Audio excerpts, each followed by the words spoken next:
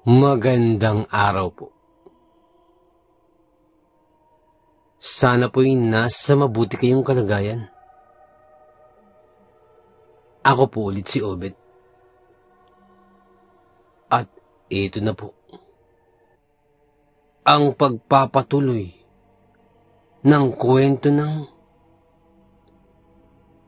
Ang Sabongero ng Campo Santo. 14 na tagpo. Pakinggan natin.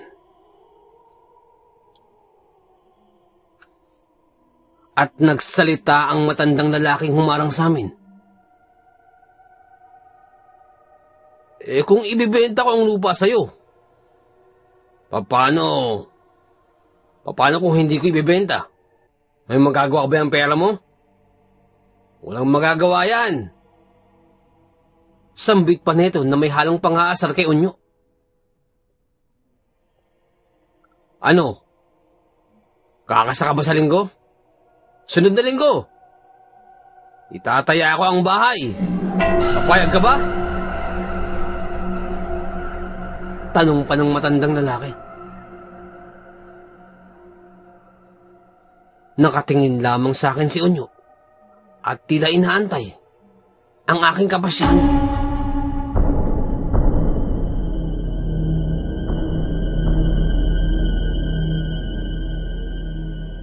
Nang sa isang iglap,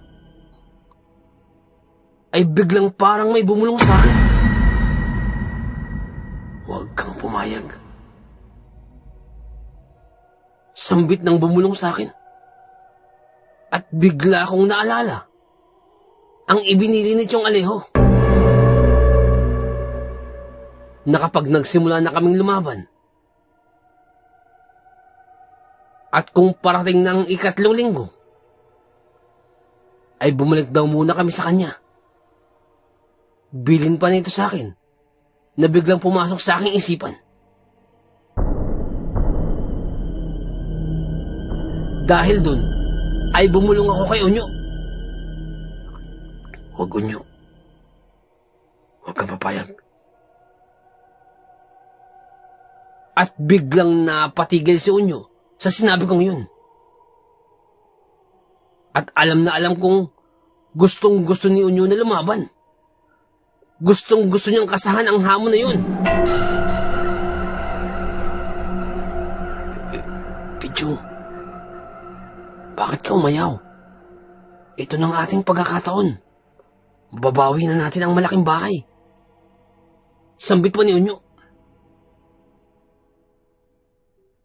Hindi pa maaari, Unyo. Sambit ko na lamang. Anong hindi maaari? Ito ng pagkakataon na inaantay natin. Tugon naman ni Unyo. Basta, Unyo, huwag kang papayag. Hindi tayo lalaban. Ang matandang lalaki na nasa harapan namin ay nag-aantay pa. Nakasahan namin ang kanilang hamon. Dahil doon ay sinabihan ko na si Unyo. Unyo, sabihin mo na sa kanila na hindi tayo kakasa ngayon. Bulong ko. Dahil doon ay nagsalita si Unyo. Hindi kami kakasa ngayon. Magtawas muna kayo. Sambit ni Unyo. Dahil doon ay napatingin ng matandang lalaki. Mga lahi talaga kayo ng mga duwag. Mula sa tatay mo. Sabay turo sa akin. Mga duwag. Mga bahagang buntot. At nakatingin lamang ito sa akin. Dahil doon ay pilit akong pinigilan ni Mang Delfin. Huwag kang papadala sa iyong emosyon, Pidyong. Bulong nito sa akin. Dahil doon ay nagsalitang muli si Unyo. Mga duwag talaga kami. At matapang lang talaga ang alingasaw mo, este. Naduwag kami sa putok mo, este. Yung putok ng galit mo ba? Paglilinaw pa ni Unyo. Baka maaring maligo muna tayo bago magdaos ng sabong. At may kukuhain lang muna kami. At dahil dun, ay umatras na kami sa aming dinaraanan. At nang makalayo-layo na kami, mula sa humarang sa amin, maya-maya lamang, ay may sumalubong sa amin mula sa likuran. Pagkatingin namin, ay si Kuya Baldo. At parang nanggaling siya sa likuran. At parang nanggaling pa sa mga halamanan. Pidyong, mag-iba na kami ng daraanan.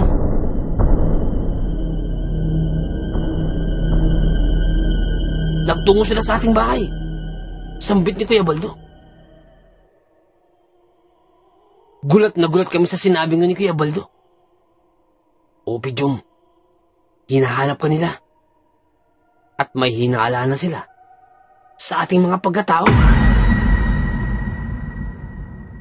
Mabuti na lamang ay naroon ako upang pabulaanan ang kanilang mga paratang.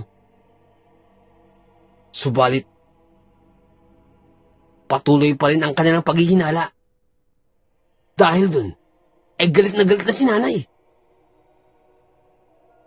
At nang magtungo nga sina Chong Diego sa atin, ay agad silang pinaalis ni nanay. Walang nagsasabong sa mga anak ko. At kahit kailan, walang magsasabong sa kanila. At matapos yung gawin, na agawin ang lahat sa amin, ay may ganap pa kayo magtungo rito. Kwento ni Kuya Baldo habang ikinukwento ang mga sinabi ni nanay. At sabay pinalis ni nanay sina Chong Diego habang nasa loob ng aming bakuran.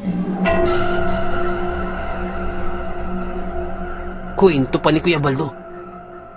Kaya habang maaga pa, mag-iba na kayo ng daraanan. Mag-iba kayo ng pupuntahan. Huwag muna kayong uuwi sa atin. Sambit po ni Kuya Baldo. Nakaabang sila. Inaantay ka lamang nila. Inaantay ka nilang mabuko sa ating pagkatao. At bukod pa riyan, hinahanap nila sila Buyo. Tiyak ko, yun ang kanilang pakay. Buti na lamang, at ikaw ang may hawak, Pidyong. Dalhin mo sila Buyo. Ikaw ang magdala. Sambit pa ni Kuya Baldo. May iwan muna ako sa atin. Sasamahan ko si nanay. At muling pinaandar ni Mang Delfin ang tricycle. At kagaya nga ng sabi ni Kuya Baldo, umiba na siya ng daraanan para na rin makaiwas. Kaya nga lamang, ay hindi namin alam kung saan na kami tutungo. Pidyong, saan tayo pupunta nito? Tanong ni Mang Delfin. At ganun din si Unyo. Mukhang mabubuko na nila tayo. Sambit pa ni Mang Delfin. At habang nag-iisip kung saan kami tutungo, ay bigla ako may naisip. Iisa lang ang pupuntahan natin. Kina Chong Alejo. Iisa lang ang pupuntahan natin. Kina Chong Alejo. Dediretso tayo sa kanila. Ngayon na, sambit ko. Nako, mahirap yan, Pidyong. Kung dediretso tayo sa kanila, baka mabunggo ang tricycle. Biglang tugon ni Unyo. Ang ibig kong sabihin, Unyo, kina Chong na lamang tayo tutungo. Wala na tayong ibang maaaring puntahan. Kung hindi kina Chong lamang, tugon ko.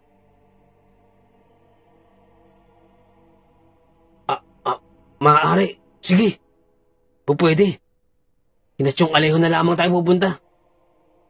Subalit, dahil dyan, kinakailangan nating mag-iba ng daraanan upang hindi tayo masundan Sambit ni Mang Delfin.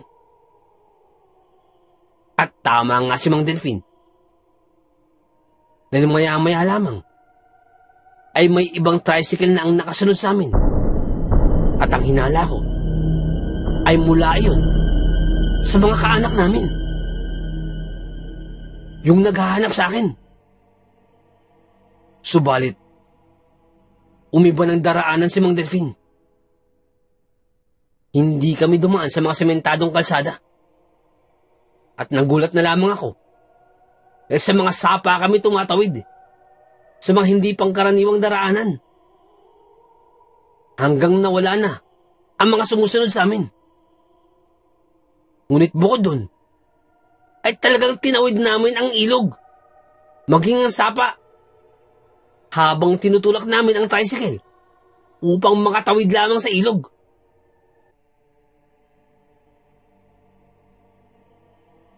At dahil doon ay halos mabalaho kami sa aming dinaraanan. Mabuti na lamang at nakahanda kami na magtulak. Itinutulak namin ang tricycle. Kahit talagang lubak-lubak ang daraanan, putik-putik ang daanan.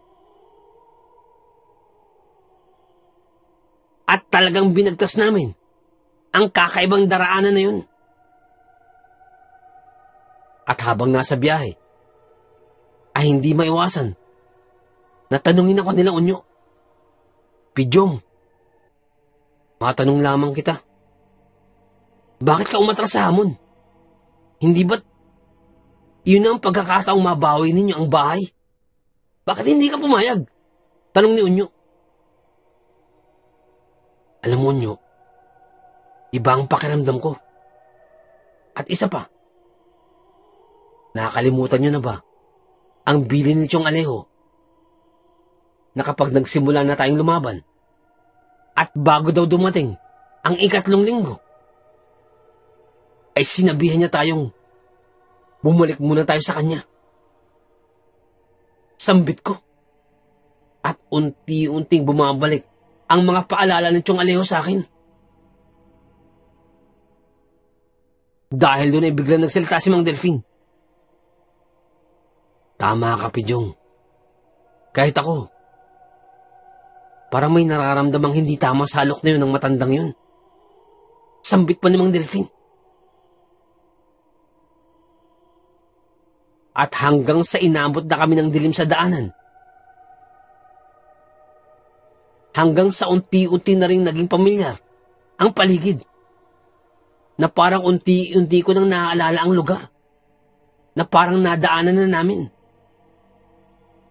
Hanggang sa natandaan ko na ang malaking puno. Natatandaan ko. Sa tapat iyon ng bahay nila Chong Alejo. Ngunit sa pagkakataong ito,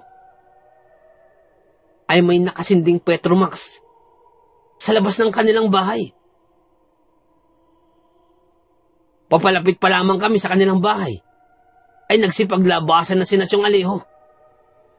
At tila inaasahan na nila ang aming pagdating.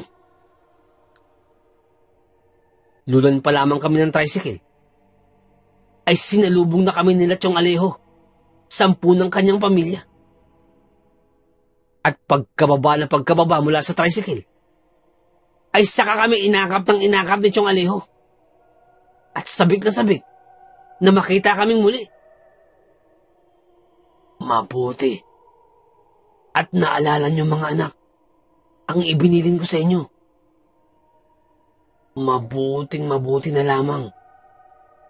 At tinupad ninyo ang aking sinabi. Sambit pa ni Chong Alejo.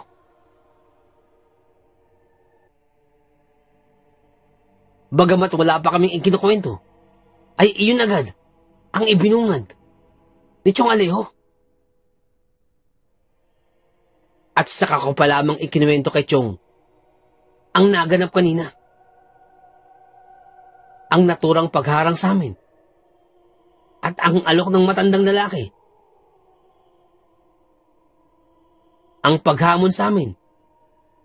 At itataya niya raw ang bahay sa bayan.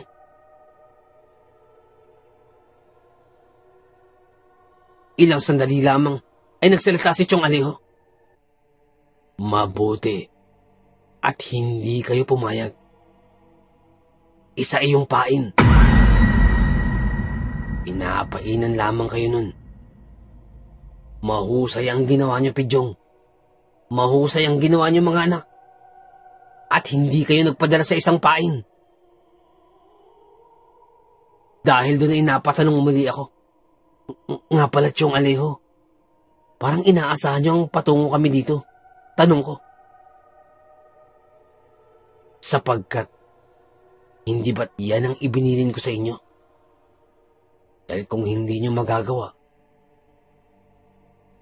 ay baka kayo ang malagay sa peligro. Pero bukod dun, nararamdaman ko na parating na kayo. Kung kaya't wala pa man, ay naghanda na kami ng makakain para sa inyo. Tugunit yung Alejo. Bukod pa riyan, ay tuwang-tuwa akong ipinakita sa kanila ang premyong dala-dala namin.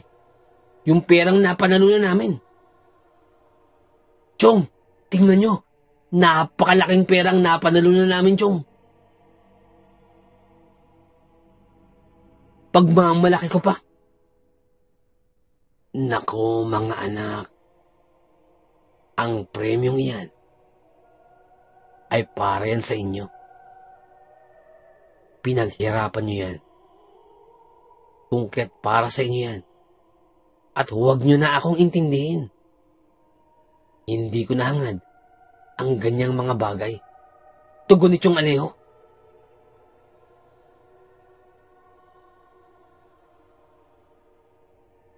Dahil doon ay napatango na lamang ako. Tapos sinabi ni Chong, nga pala Chong, ano ho ba ang dahilan? Kung bakit Chong may pinapupunta dito? Pagsapit ng 3 linggo. Tanong ko sa kanya. Malalaman mo rin yan, anak. Pero dun pa lamang sa punto na hindi mo nalimutan ang aking bilin, ay natitiyak ko na sa aking sarili na hindi talaga ako nagkamali sa iyo. Anak ko, Pidyong, napakahusay ng iyong ginawa. Hindi mo nalimutan ang aking sinabi sa iyo. Pagkadating namin, ay gutom na kami. Mula ayon sa napakalayong biyahe. At talagang nilantakan namin ang mga pagkain inihain sa amin nila Chong. At sa dami ng aming nakain, ay nakatulog agad ako. At sigurado ako, ganun din sina Unyo at sina Mang Delfin. Dala ng matinding pagod sa layo ng biyahe. Hanggang sa nagising na lamang ako ng madaling araw. Sabagkat parang may naramdaman ako na parang may nakabigkis sa akin. Hindi ko alam kung saan yun galing. At parang isa itong sinturon na gawa sa tela at nakatali sa akin. Kinabukasan, ay nararamdaman ko ang nakabigkis na yun sa akin na parang umiinit ito. Dahil dun, ay agad kong tinanong si Chong tungkol dito. Chong, may kinalaman ho ba kayo sa kung ano nakabigkis sa akin? Kasi parang umiinit ho siya. Sambit ko. Yan ang dahilan, anak, kung bakit kita pinapabalik dito. Upang tanggapin mo yung bagay na yan. Tugunit yung Alejo. Ano po ba itong nakabigis sa akin? Tanong ko. Pidyong, anak, isa yang tagaliwas. Isang uri ng proteksyon. Malakas na antas na proteksyon. At para yan sa iyo. Sapagkat dahil sa inyong sunod-sunod na panalo, gulo ang kusang lalapit sa inyo sambit ni Chong Aleo. At isa pa, nasisiguro ko na ang humarang sa inyo ng matandang lalaki, ang humahamon sa inyo na yun, yan ang kapatid ni Diego.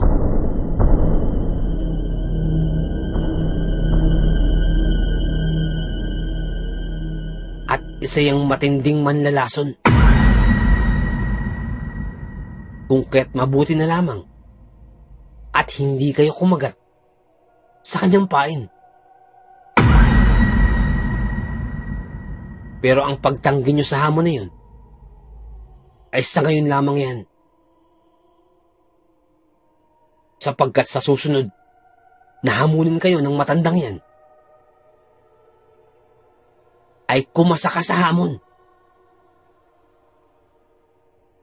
Yan ang dahilan ng mahiwagang bigkis na yan upang malayo kayo sa kapahamakan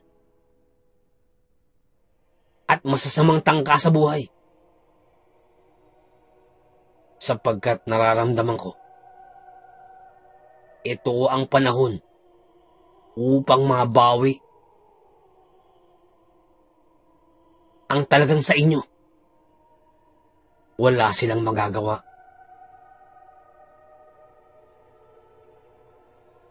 Sapagkat magaganap kung ano ang siyang nakaguhit sa palad. Darating ang panahon na babawiin ninyo ang para sa inyo at mananagot ang dapat managot. Sambit ni Chong Aleo.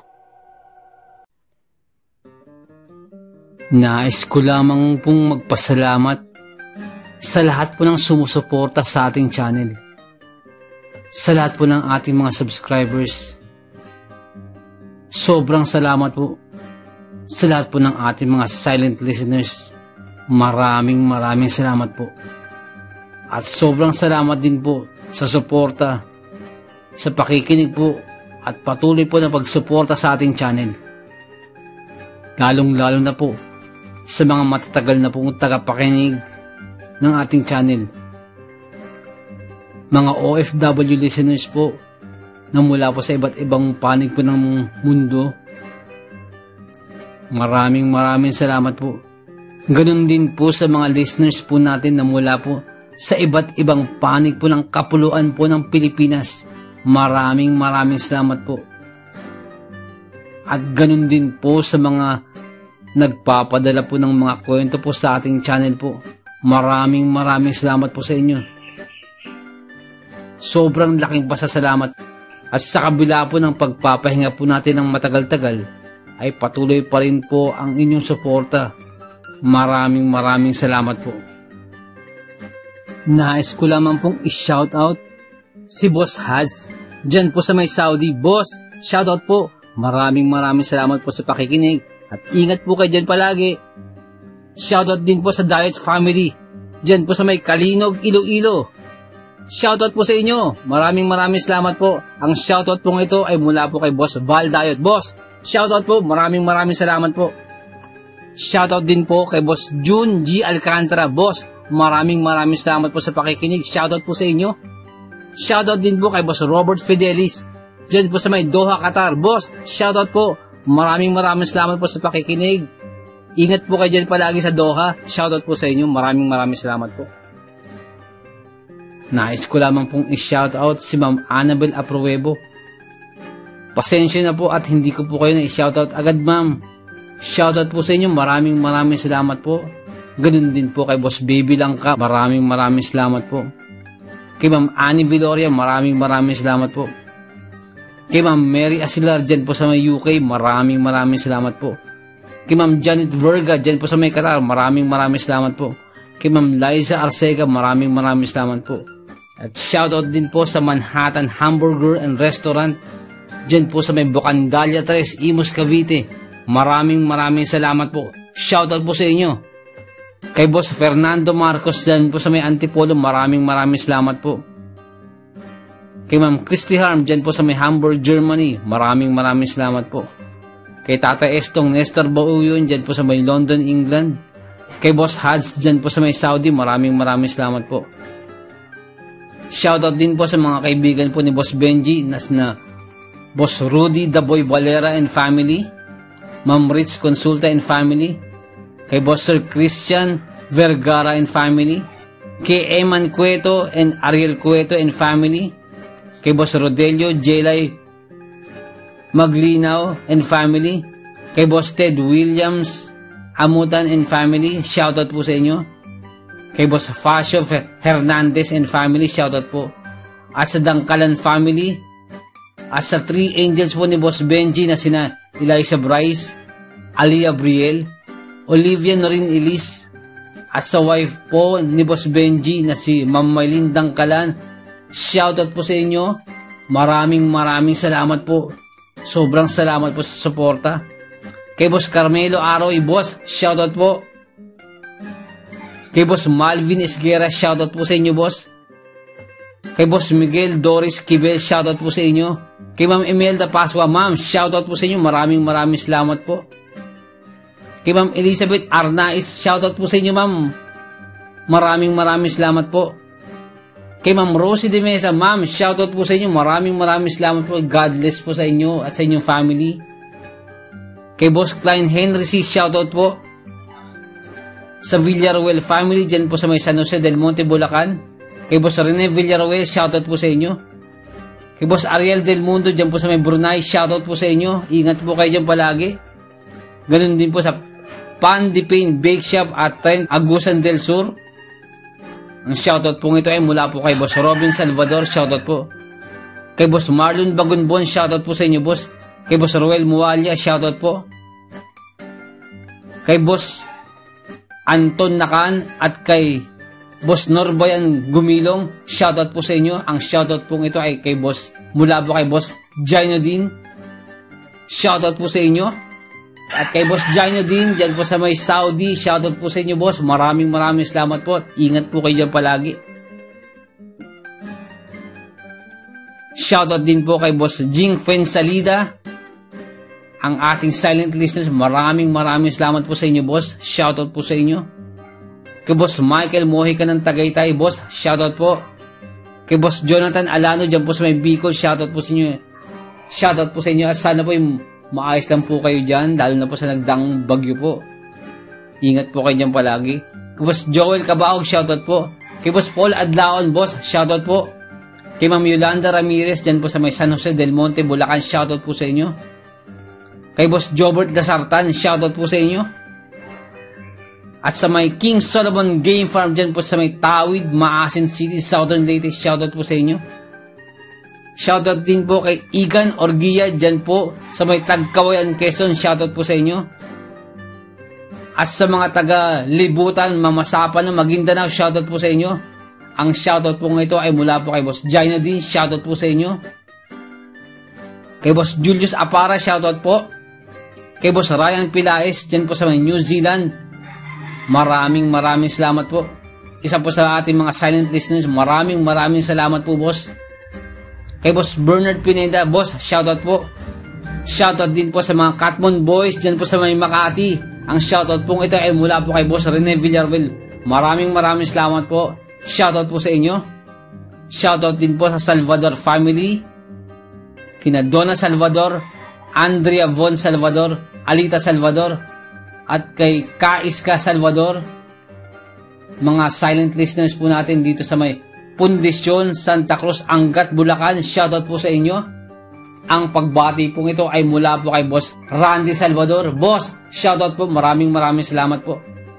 Shoutout din po kay Ma'am Vilma Verano, dyan po sa may Banawa, Cebu City. Ang shoutout po ito ay mula po kay Boss Roel Verano, shoutout po. Ang shoutout po ito ay mula po kay Boss Roel Verano, shoutout po. Daghang salamat, boss. Shoutout din po sa family po ni Boss Aquila Misahon, dyan po sa may Barangay Niogan, Pililla, Rizal. Shoutout po at maraming salamat po.